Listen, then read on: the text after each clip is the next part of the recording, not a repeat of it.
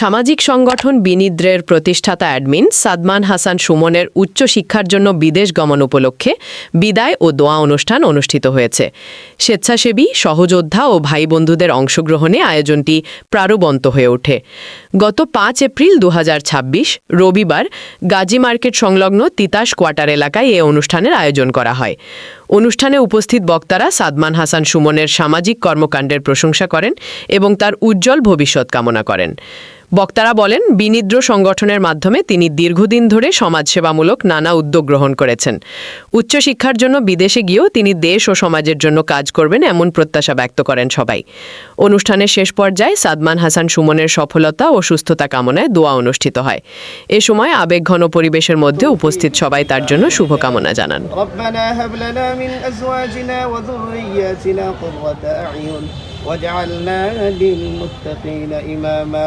سبحان ربك رب العزة عما يصفون وسلام على المرسلين والحمد لله رب العالمين.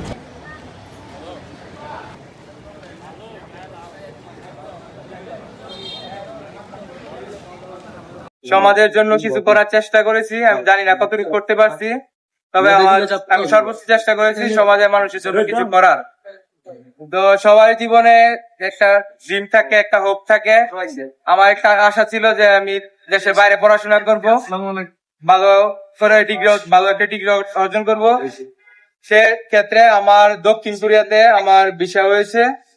আমি আগামীকালকেই বাংলাদেশ থেকে দক্ষিণ কোরিয়া চলে যাব।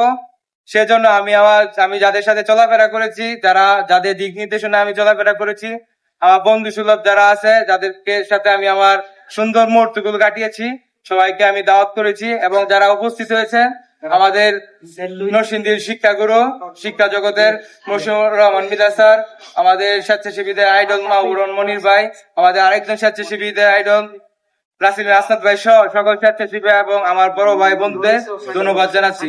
এবং সবার কাছে আমি দোয়া চাই যেন আমি ভালো মানুষ হয়ে এবং উচ্চশিক্ষায় শিক্ষিত হয়ে দেশে ফিরে আসতে পারি। আসসালামু আলাইকুম। সুমন যেই পথে আগাচ্ছে, এই পথে তার অর্ধেক অলরেডি অভিজ্ঞতা হয়ে গেছে।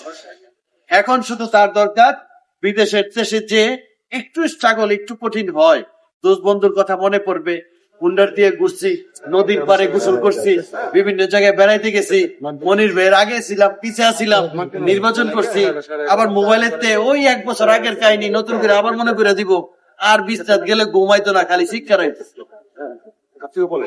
সেজন্য এই সুমনের বন্ধু বান্ধব আমরা সহ যারা আছি, সে বিদেশ গেলে তাকে আমরা অ্যাপ্রিসিয়েট করব, কিন্তু পিছে টানবো না, আর স্মৃতিচারণ করবো না ইনশাল্লাহ। আর সুমন কেউ বলি যে আগামী 1 থেকে 2 বছরের জন্য তুমি চিন্তা করবা, নিজেকে তৈরি করার জন্য তুমি একটা জেলা দেখতেছো, তাহলে ইনশাল্লাহ 2 বছর পরে আবার তোমাকে ফুলের মালা নয়, গাড়ির পহর দিয়া তোমাকে ইনশাল্লাহ আমরা এয়ারপোর্ট থেকে আবার তোমাকে রিসিভ করে নিয়ে আসবো। সুমন বিদেশে গেছে ডিগ্রি অর্জন করার জন্য, নিজেকে তৈরি করছে। আমরা এখান থেকে সুমনের লাইন ধরে এখান থেকে আরো 10 জন পাঠাবো তোমার পিছিয়ে। ঠিক আছে না? এই স্বপ্ন দেখে এবং যারা বাকিরা আছি সবাইকে মানুষ হওয়ার দাওয়াত দিয়ে আমি আমার কথা শেষ করছি।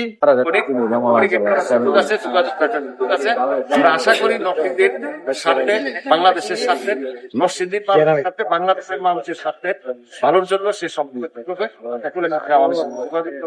তার জন্য অনেক অনেক শুভকামনা, আল্লাহ যেন তার মনোবাঞ্ছনা পূরণ করে। আসসালামু আলাইকুম।